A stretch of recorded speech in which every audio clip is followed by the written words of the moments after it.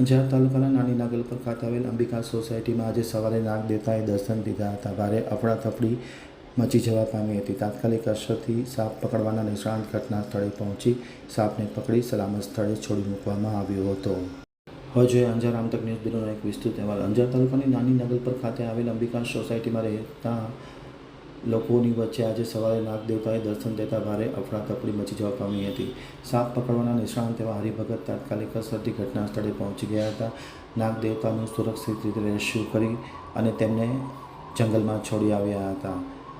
અત્રે ઉલ્લેખનીય છે કે છેલ્લા કેટલાક વખતથી આ સાપ પકડવાના નિષ્ણાંત એવા હરિભગત જ્યાં જ્યાં સાપ નીકળે છે ત્યાં ઘટના સ્થળે પહોંચી જાય છે. તાત્કાલિક અસરથી સાપને પકડી અને સલામત રીતે જંગલમાં છોડી આવતા હોય છે. આ અંગે આમતક ટીવી સાથેની વાતચીતમાં માહિતી આપતા પૂર્વ નગરસેવક જીતેન્દ્ર ચોટારાએ જણાવ્યું હતું કે જ્યાં જ્યાં રહેણાંક વિસ્તારમાં સાપ જોવા મળે છે ત્યાં હરિભગતની અવશ્ય હાજરી હોય છે. સાપને પકડી અને સલામત સ્થળે છોડી આવતા હોય છે.